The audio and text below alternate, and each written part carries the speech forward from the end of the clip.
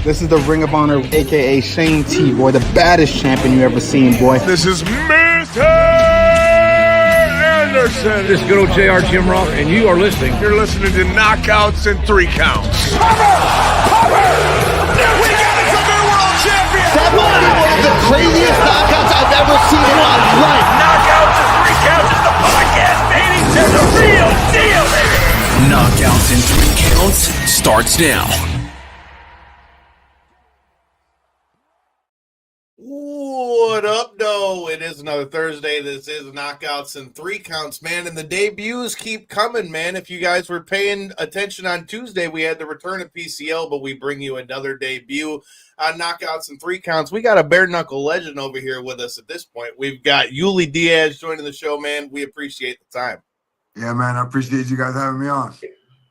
Hell yeah, man. We've been watching you guys for a hot minute. Anybody that follows our show knows we've been following the bare knuckle scene for quite a while as past guests, like both of the female champs they've got right now over there in BKFC. Britton Hart's rolled through a couple times. We've had Christine Faria, Jake Lindsay. We just had Dustin Pegg that's going to be fighting for them next week. And on the BYB side, you know, we just had Danielle Monet, formerly Summer Rae, who's over there with y'all. We had Greg Bloom came through, so we love to put on for that stuff, but obviously, as you can see from the intro, we also get down with the pro wrestling stuff as well. So a little bit of everything, man. So I feel like we're going to have a good time, man. Appreciate it. So I like that. Yeah, man. I appreciate you guys. With that started, man, that led me to a question, because I always try to do my research before we do these and look through people's records and all those kind of things. You fought in all of them, man. You did bare knuckle. I've seen you did MMA. You've had done boxing and everything else, man. So tell me, what was it that hooked you into fighting in the first place? What hooked you and how did you get stuck in it? Man, I've been fighting since I was a kid. You know, I've always loved it since day one. I started training in boxing when I was a kid. I had, you know, I'm Cuban. I had some family come over from Cuba. You know, Cuba's well known for amateur boxing. So I started, you know, throwing my hands as a kid. And I was always in and out of trouble, man. You know, I was always fighting, protecting friends. I was never a bully, but I was always, you know, looking for something to do. And fighting always caught my attention. You know, I went to juvenile detention center as a kid, got in a ton of fights there. I went to prison as a young man, got in a bunch of fights there. And, you know, I actually went to prison for fighting. And the cool story about it now is that now I get paid for fighting. I get notoriety. I get opportunities like this to speak to you guys. So I got to, you know, turn it around and use it in a positive fashion. And you know, fighting has really saved my life. I love that. That's dope, love dude. that. And I could totally relate to that through like we were talking about before we went live. Like I can totally relate to that in my own standpoint, but in a different sense. I grew up with cerebral palsy and Crohn's disease, right? So as a kid, I couldn't cut with scissors, couldn't tie my shoes, couldn't write my name, couldn't do any of that stuff. And I got into boxing around 13, and then jiu-jitsu and MMA and all that stuff came around like 16, but never something that I had ever planned on doing. It was one of those things where, like I was telling you before, like we were based out of Detroit, and I remember going to the gym being the only white kid in there. Not only that, being the kid that's got CP and everything else, you know what I mean? And how are you doing with that now? Hey, man, at this point, you would never know what the CP. Crohn's kind of is what it is. That's got its good days. It's got its bad days. But, I mean, living with that stuff, I mean, I got diagnosed with Crohn's when I was 13, and I've had CP my whole life. So, you know what I mean? It kind of has been what it is. But the reason I brought that up is because in the same way that you said that you fighting, you know, kind of gave you a platform to be able to tell all those things, me going through the things I did with my health issues, I've worked with a bunch of kids with disabilities, and they saw a lot of the things that I've done and got to do the speaking and things like that. And it's not even to like compare apples to apples, but in the same way, like you said, you get what I mean. That's amazing though, man. That's amazing. Hats off to you, brother. You know what I mean? Especially now, you know, we were speaking earlier, you say you're a purple belt on jiu-jitsu. That takes a lot of time, consistency, dedication, and, you know, working through, you know, the issues you were born with is just, you know, a feat in itself. So congratulations, hats off to you, brother. Much appreciated, man. Like I say, it just that's one of the things I love about us being able to have a platform with this is like the different stories that you get to tell. Like, you know, a lot of people have talked about, since we just covered the the Clarissa Shields fight that was just here in Michigan. You know, we had the girl Sammy Worthington that she signed her management company, and her talking about how she got into fighting and how her faith changed things with that and all that stuff. So that's the cool part about doing this show, is getting to tell those things. But with that, all that being said, man, there's so much more that we got to talk about. So we already talked about, you know, how you got into the fighting. Talk to me about what is it that got you going towards bare knuckle, man? Like I said, we talked about MMA, talked about boxing. Like, what was it that got you into it? Because really, for me, when I first started watching bare knuckle, yours was one of the first names that really kind of started to pop out. You were kind of really on the scene before bare knuckle really kind of popped off like that. What was it that kind of brought you over to that side of it? So, you know, bare knuckle was an easy transition for me just because, you know, I was into boxing. Again, I fought on the street a million times. You know, you never wear gloves or wraps or anything on the street. Right. In late 2019, I was a friend of mine who ended up opening up a management company. He was telling me, man, I got, you know, I'm talking to these guys in bare knuckle. They want to put you in. So I'm like, okay. So we're kind of in talks at the end of 2019. We couldn't come to an agreement on the money. Then early 2020, actually February of 2020, I got my first fight with BKFC.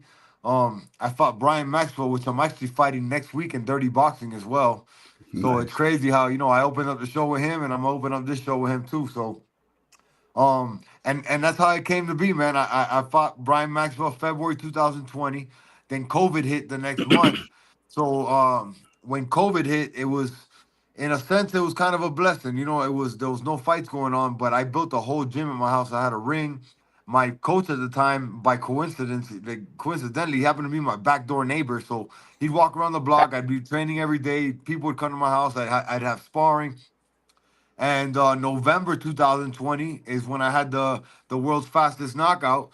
And, you know, that's what really put my name out there. You know, it really gave me gave me notoriety in the fight world. It, you know, went fucking Sports Center's top 10. I started getting calls from everywhere around the world. And it was really like my moment that kind of, you know, gave me better opportunities in not only fighting, but everywhere. You know, it opened many doors for me. What was that like? The I guess after you had the fastest knockout in the world, it was incredible, by the way. I got it looping right now. It's actually pretty cool. But what was it like? What was the feedback from that? Like you said, you're getting calls from everybody. What was like the attention? Because it was like kind of attention shock, right? I mean, that happens, and then like overnight, you're like, it was an overnight fucking, you know, viral moment. Again, I got calls from everywhere in the world you could think of. I was getting calls for interviews. I was doing radio rows. You know, about a week later, I got the blue check on Instagram. So like everything just started happening at once. And at the same time, on the other side of the coin, you know, and now I'm starting to get called out by different people everywhere. Now everybody wants to fight me because my name is starting to be something. So like, you know, different fights got set up. I got a great opportunity. I got to fight Thiago Alves after that. We had a great title match for the first middleweight. He's a dog, dude. Belt. Mm-hmm. He's a dog. He's a legend, man. And we had it. I think, you know, in my opinion, you know, I might be biased, but in my opinion, we had one of the best fights in BKFC history. And it got stopped due to, you know, doctor stoppage. I had too many cuts. But if you watch the fight, we got to the third round, and the doctors actually called him to the corner because he was cut up bad too. They let him fight. Fourth round comes. Before the round starts, they call me to the corner and they stopped it. You know, but hey, hats off to him. Hats off to him. You know what I mean? You know, losses are lessons, and if I had to lose, man, I lost to a legend. We know in a great fight, so that's what it is.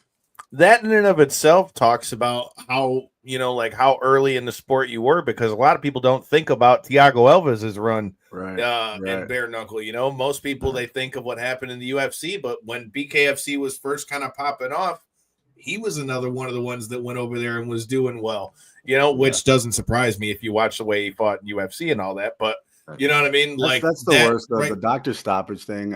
I know it's. I mean, we got to keep our fighters safe, man. But God, wasn't that a title fight too? In the middleweight. That was a title fight. That was actually for the first middleweight title ever. Oh, it's such a gray area. You just hate to see that, but like, I don't know. I wish there was something we could do. But like I said, the thing is, first, it's tough, man. In bare knuckle, you could take a punch that really doesn't hurt, but it'll cut you. You know what I mean? Like, it's something that it grazes you, and you'll get cut. And if it's a cut over the eyebrow or eyelid, you never know. You know, even if you get cut on the top of the head bleeds like a motherfucker. So it's just, things that happen. How much does that's a good question too, is like, so again, with you fighting in all the different disciplines like that, like how does it change your defense for bare knuckle like that? Because you have to be able to at least try to keep yourself away from getting cut like that, because cuts are like the most prevalent thing that stops fights in bare knuckle. So how does that change, like, for you in bare knuckle versus how you are in the other sports? Look, I go into bare knuckle, with my boxing training, and the thing about me is I'm not a distance fighter. I'm an inside guy. I got what I call Mexican style fighting. I'm inside. I take one to give one. I'm one of those guys. I've been blessed with a good chin. I've never been knocked out sleep. I've been put down, but never to where I can't get back up. So my style is I always come out from fights cut. You know what I mean? The only one I didn't get a cut on was that 3-second knockout because he never got to touch me. Yeah. Dude, talk to me about that first of all. Like, was that when that happened? Was that something that you like? Are you somebody who watches a lot of tape? Was it something that you saw that could be something like that, or was it kind of just one of those things that just fucking happens in the heat of a fight? So I do watch tape on all my opponents. I don't watch I won't watch like a whole fight, right? I'll watch a couple rounds in different fights that they have. What I saw with this guy, and we went over this plan for about a month before the fight happened. He was a tall guy. He was about 6'2", 6'3". And his defense was always like he tried to like push you back and put his chin in the air. So I kept telling my coach, I go, man, I'm just gonna rush him off the line. I'm gonna throw a jab and a fucking overhand right. And if he has his chin in the air, it's over. Mm-hmm. And we went over this play. I got tape of me backstage for that fight doing that same thing, just taking off the line. And bro, listen, I couldn't have wrote it any better. It fucking worked out perfectly. You know what I mean? If you look at the fight, I jump off the line. He goes to push back. He has his chin in the air, and I hit the button, and he was turned off before he hit the ground. Dude, that was nasty. He was out, dude. Dude. So, what are your thoughts on them saying that the record got beat, bro? They keep trying to say that. So listen, again, in my opinion, man, and everybody has an opinion, right? And hats off to Justin, the warmonger. I know he's the one with the record. I've spoken to him before. Hats off to him. He definitely had a fast knockout. If you play the knockout side by side, mine is faster. And my science behind this, right, is I got the fastest knockout in BKFC on that promotion. I left the promotion kind of like with some, left some bad taste in people's mouths. I signed with BYB, had a 3-fight deal. And then, Justin gets the knockout, and then Feldman happens to have a stopwatch that says 2.9 on it. When have you ever seen a stopwatch at a fight? Who has that? And he happened to stop it at 2.9. If you have a stopwatch in your hand now and you try to stop it at 2.9, that's not gonna happen. So, yeah, and one more thing too was my guy went to sleep. Justin's guy, he got dropped. He was breakdancing on the floor. He kind of booty dancing on the floor. But if you look, the referee never let him get up. He never let him get up. He never even let the guy give him a chance. And again, the guy was breakdancing and shit. Maybe he couldn't fight no more. But there's a difference. I think you put your guy to sleep fastest, though. Yeah, my guy was sleeping. I think he has the fastest TKO, and I think I still got the fastest knockout in the world. Yeah. I ain't mad at it, dude. I had to ask about that because, like I said, we've been watching, the bare knuckle stuff since it really got inception, and it's funny how they. And again, I say hats off to Justin because I don't want to sound like I'm hating on him, bro. He's a no, and dude. it don't. He's doing his thing. He's a fighter like me. But that again, this is my opinion, and I'm just saying facts. You know what I mean? Yeah. And another thing is, like I said, put them side by side. You could go on my Instagram. I got it side by side. My guy sleep before this guy, starts breakdancing. No, dude, and that's why I asked, because like I said, it's interesting too. You know, you bring up BYB. We talked about how we've had some of the fighters from over at BYB as well. Talk to me about moving over there. How did you like the Trigon versus like the BKFC ring? Trigon's more my style. Like I said, I'm the inside fighter. I'm not a guy who I'm never on my bike. I'm always marching forward. I'm aggressive. So the Trigon's great, man. You trap people in the corner and it's you, your opponent, and the referee in there. So the shit gets a lot smaller once you're in there. So that's definitely my style. I think for me, career-wise, it was a great move because the company itself and the people you work with, all from the founder down to it's Greg Bloom, the CEO, and all the way down. It's amazing to work with these people. It's easy as a fighter. It's very easy to talk to them. Very easy to get communication. Very easy to figure out deals. I had 3 fights in less than a year, with them.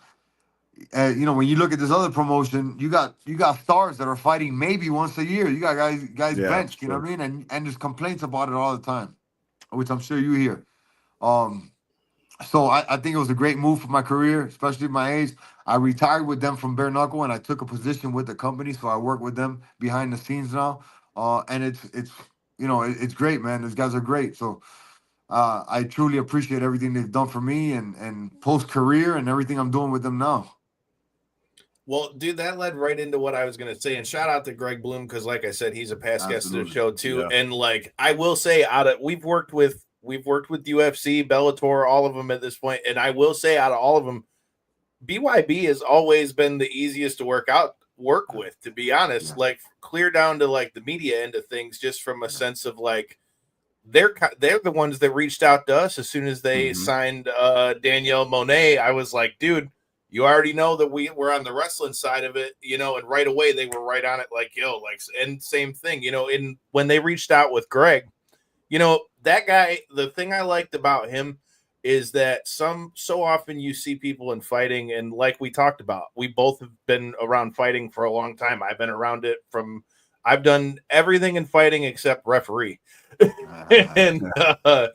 And with that said, you can tell the difference between people who genuinely like are a fan of it or love fighting.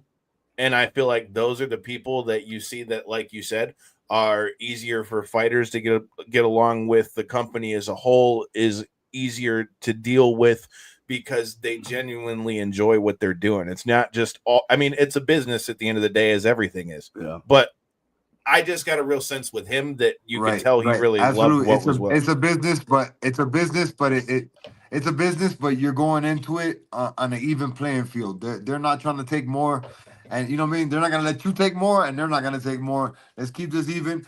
You're gonna get paid decent, and we're gonna keep you active. That's what a fighter wants. You want to stay active because.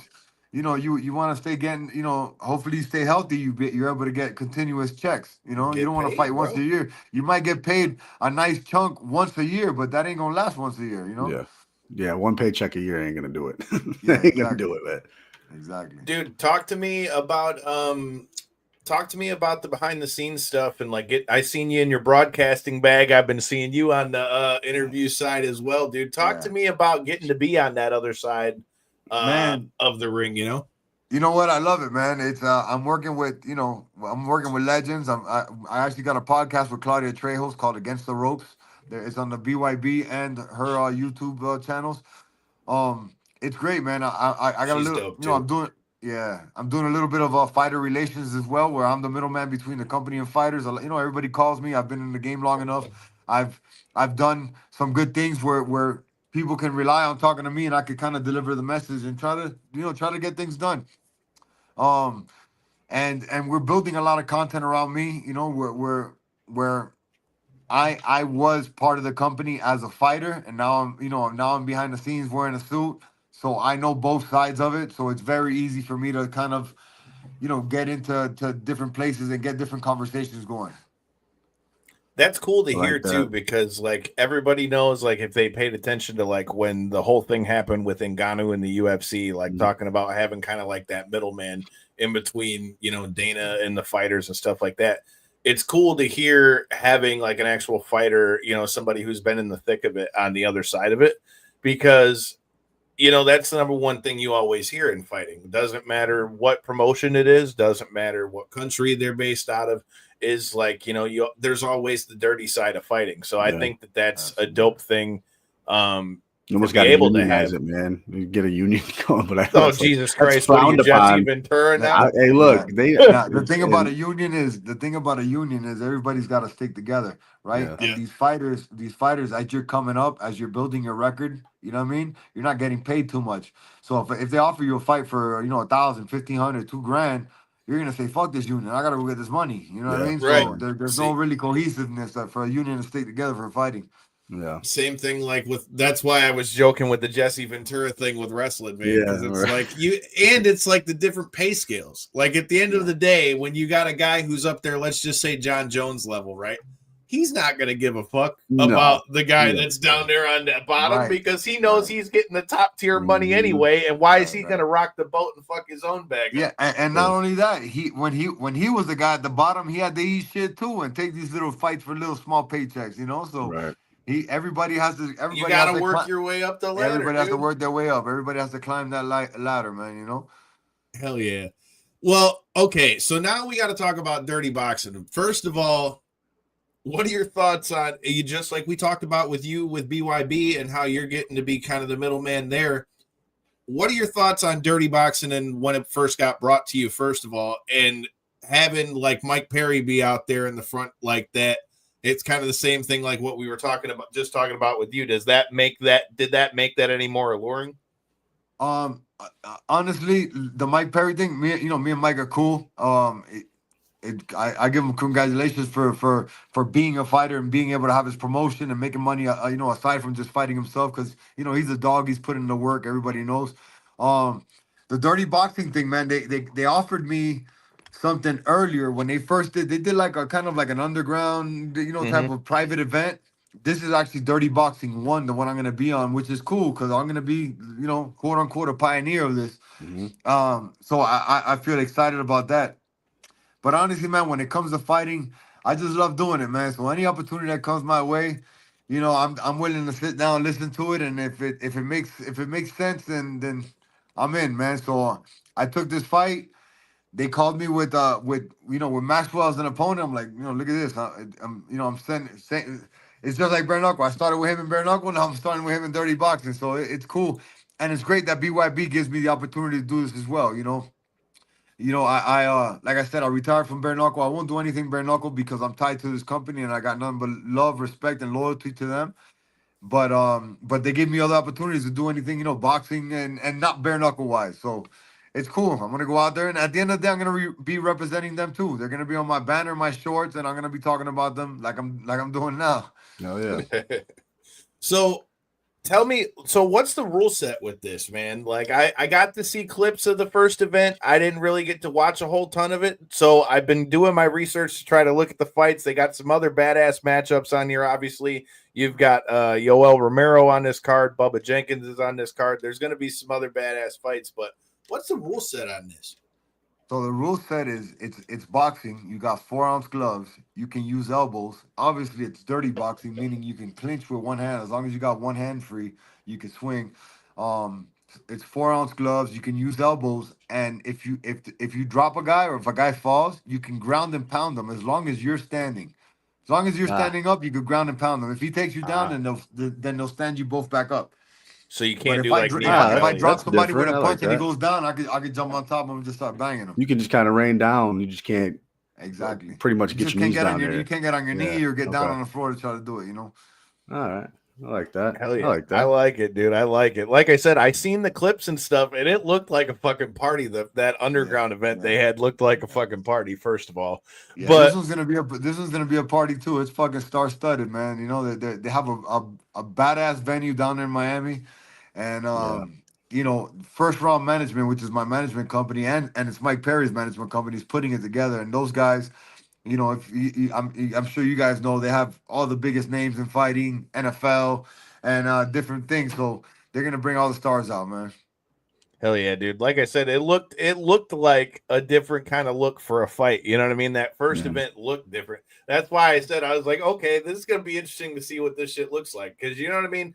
most time doesn't matter whether it's bare knuckle, MMA. Really, when you see a fight, most fights look the same. You know what I mean? But like, it's always cool when you can see something come out and be like, okay, this looks kind of different. That first dirty boxing thing looked like the Fight Club movie. It's like I know, dude. That's Like, why I'm yeah. saying, even with the way the ropes and Like shit were, they were like just underground the fighting. bare bones like rope and didn't even have like the cover and shit on it. Yeah. Yeah, dude, that real gritty look to it. That's why I was gonna say it's funny when you see that, because like I said, the other one that jumps out to mind is I like the way that Karate Combat kind of has like them virtual fucking like when it looked like they were fighting on Area 51 and shit. That's my guy, man. That's my guy. I see him. Dana Brown, he calls himself now. Those guys are doing great too. Shout out to Karate Combat. They're putting on good shows, getting good fighters. So they're doing well. Hell yeah! Shout out to President Awesome. I know he saw our last show with their heavyweight champ, our guy Sam Alvey. Man, I heard he just got a hell of a fight with Tyrone Spong, though. Holy shit! Oh shit, Sam Alvey, who was that? The smiley guy from from the guy that used to fight. He's the heavyweight champ over here. He could fight, but Tyrone Spong is something else, though. Oh, I know. When I saw that matchup, I'm like, damn it, Sam's our guy, but that's especially under that rule set. Like he's on Instagram. I think it's in Dubai, ain't it? Yeah, man. And the thing is, like, dude, Sam has done a real good job of being able to integrate like the MMA style into that rule set of fighting. But like you said, against a guy like Tyrone Spong, the guy's got legs like fucking baseball bats. I'm just like, damn it. I hope Sam can figure out how to get a takedown and get him on the wall or some shit. Otherwise, man, that's going to be a tough fight. Yeah, man. Yeah, and Tyrone could box too. Tyrone could box. I know. That's why I'm saying I feel like his best chance is to somehow get the takedown or maybe in a clinch or something and get him pinned up against the wall. Because otherwise, if they're in the open and he's got the range to be able to fire, dude, that's fucking scary. Yeah. Fuck that. So with Dirty Boxing 1 coming up, man, and we talked about you already having your history with your opponent. Like, what are your thoughts on getting to fight him again and doing it at this stage? Like, I know you talked about being able to have like the history of it, but what does it mean to you as far as like your fight career, getting to mix it up with him again? Man, again, this is Dirty Boxing 1, so we're kind of opening the gates here for as this promotion continues to roll on. It's dope, just nostalgically, it's dope that I get to fight him first again on this thing. It's been 5 years since I fought him. I'm sure he's gotten better. I've definitely gotten better. I train with some of the best people in the world, and I get some training from some of the best coaches in the world. I know he's doing his thing. I know he's from Virginia. He's been training with the same team. So look, I'm looking forward to a good fight, man. I always come prepared. I got nothing but respect for Brian. We after our fight we became friends. I guess you could say friends. You know what I mean? We reach out to each other here and there, and it happened to be he got the opportunity and I got the opportunity. So we'll shake hands, handle business in the ring, and ain't no hard feelings after this. But I'm telling you right now, I'm gonna knock him out like I did the first time. Calling a shot, man. There you go. He said it's about to be deja vu in this bitch. I like it. That's right. So you got to tell me how you feel about that Yoel Romero fight, man. I saw what happened with that first fight in the hangar with him, dude. Yoel Romero's a dog. Yeah. How do you see this fight going? Yoel's a machine, man. I don't even know who he's fighting. Who's he fighting on this one? It's so let me make sure I pronounce old boy's name. Is it Bubba Jenkins? No. Oh shit, he's way bigger than Bubba Jenkins. Bubba Jenkins is fighting Macaria. He's fighting Ross Hilton. I don't know who he's fighting, but let me tell you, he's gonna have a hard fight in front of him. So that fucker I hope he's getting prepared. Dude. Yeah. Yoel Romero throws bombs. That's one thing you could expect. I've been at his fights. I was at his fight when he fought in Bellator in Chicago, dude, and that's one thing that you can always rest assured of when that guy gets in there. For a while, for one of my MMA fights, he was actually my coach. So I used to do some sparring with him. He hits like a Mack truck, man. So I'm sure whoever he puts his paws on, man, it ain't gonna last too long. Hell no, dude. Like I said, I've been watching that dude again for a long time too. So like I said, Ross Hilton better be ready because I don't want to step in there. How big are the gloves? 4 ounce? Yeah, 4 regular ounces. MMA That's gloves. basically bare knuckle. You know what I mean? Yeah, With like fucking, you pretty much with just a got a you little got like a padding pair there, of that's mittens all. on and shit. Right. Yeah. Dude, that's the thing. I love when people are like, well, he had gloves on. I'm like, have you ever had a real MMA glove on? Like, have you ever like it's not a whole lot. It feels like a sock on your ass. Yeah, you just. I mean, dude, and that's the thing. People are like, it's a glove. I'm like, that's not the same as a boxing glove, No, bro. It's not the same. All right. Well, before I let you get out of here, dude, I can't let you get out of here without obviously mentioning the fact that, like I said, we also rock with the pro wrestling side of things, man. And you got to tell me, were you a wrestling guy prior to meeting your other half, man? Man, I wasn't. I've never been a wrestling guy. Maybe in the late 80s, early 90s, I was obviously into fucking Hulk Hogan, Randy, Macho Man, the Ric Flairs. But this was back then. I haven't watched wrestling. Oh, Jake the Snake Roberts, which I got to hang out with the other day. That was cool. Yeah, Dude. Yeah, so that's I was an never icon right there. Yeah, he's definitely an icon, man. Cool dude. I got to spend a day with him. And Mick Foley over in Manchester. We're in Manchester, United Kingdom. So it was great to meet them. But I was never really a wrestling fan. I didn't know who my wife now. I didn't know who she was at the time when I met her. And but honestly, man, she's best thing that ever happened to me, man. She's helped my not only my career but my life. She's made me a better husband, father, son, everything. So it's been amazing, and it's awesome now that she's still wrestling professionally. To see her do her thing, she's with TNA. She's kicking ass, and she works fucking harder than I do. I'll tell you that. So we got to ask that too, man. How'd y'all link up, man? What's funny is we linked up through Yoel Romero. Yoel Romero introduced me to her. Yeah, Yoel Romero introduced me to her, and we met like on a FaceTime call. I had a fight. So I had just waited to my fight. We're on the way to a sushi spot. She had just gotten in town, so Yoel had called her like, "Hey, you guys, you want to meet us up for lunch?" She's like, "Sure, I'm on the way." When she got to the place, I had already left. So she, I get home, I'm hanging out the house. I got to fight the next day. I'm looking on Instagram. She had DM me. She's like, "Hey, I missed you at the sushi place." I'm like, "Damn, I'm sorry. You want to come to the fight?" She's like, "I leave town. Can you get my friend a ticket?" So I'm like, "Yeah, no problem." I got her friend a ticket. Fought the next day. I won. She DM'd me again, congratulations. And after that, we're like, we just started talking. She was on a holiday tour with WWE. So I always like to tell people we started our relationship kind of like a middle school love where you're only on the phone, text messages, FaceTimes.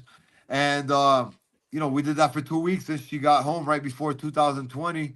And man, it's been fucking love at first sight, brother. We've been together ever since. There it is. Oh, yeah. How'd she do with the fights? How did she do watching me fight? So yeah. Like, how was she about being around the fights? Yeah, when I'm fighting, she gets nervous. Yeah, it's like her mom, her parents come, which are like my parents. They come down and watch the fight sometimes. Her dad is one, a huge. He's one of my biggest supporters and motivators. Her mom comes down. Her and my mom go to the bathroom when I go to fight, and they don't come out till the fight's over. They gotta call him like, "Hey, he's done." They don't want to see all that blood. They get nervous, man. It's hard to watch, especially bare knuckle. It's hard to watch, somebody you love. Yeah. But matter of fact, my wife, she's thinking about maybe doing some boxing in the future. So she got some sparring in the other day with a professional fighter, and she did very well, man. Nice, very well. Nice. I don't doubt it, man. Because like I said, we do the wrestling stuff, and when Bound for Glory was here in Detroit, we interviewed Joe Hendry and Matt Cardona and the Hardys for TNA. Shout out to TNA for the hell of an event we had here in Detroit. But I'm not surprised to hear that at all, because obviously, like I said, with the athlete that she was prior to going into wrestling, that doesn't shock me at all. Exactly, so, yeah. Like I said, that's another wrinkle to it, man, with what her and Heather by Elegance are doing over there in TNA, man. I mean, shit, she starts throwing a mean right hand, people are going to be going to sleep. Right. That's right. I'm actually. Well, dude, we've kept you for a while. If there's anything else you want to plug, anything left you got to say about the fights and where they can be checked out, but we definitely got to do a round 2 to this after the fights are over. Absolutely. Let's make it happen, man. I fight March 22nd, Dirty Boxing. It's in Miami. If you're in Miami, come watch me. If not, catch me back on the Knockouts and 3 Counts podcast after the win, after I knock this dude out again. I appreciate you guys giving me the time. And my social media is Uly, ULY_monster. That's the only one I use. So go check me out on that. And hey, man, I appreciate you guys more than you know, man. Thank you. Oh yeah, man. Appreciate it. Hell yeah, Good man. luck. You already know what time it is, man. You heard the man. Make sure you check us out next Tuesday and Thursday. We got them coming as well. If you guys are down there, Motor City Fight Night, check out past guests of the show, Aaron Ward, Chad Decker, going down to war in Detroit. I'll be there. I'm judging the fights. So until next time and in the in-between time, make sure you hit that button. Peace. Hey, one more thing. Check out TNA tomorrow. I'm in El Paso for TNA. Check Damn out TNA right. tomorrow. Shout out to TNA. Ross, we got to set TNA something up is not- soon, my Yeah, guy. Ross is right the now. man. I love Ross. Hell yeah, man. We got to All right, set boys. something up soon, my dude.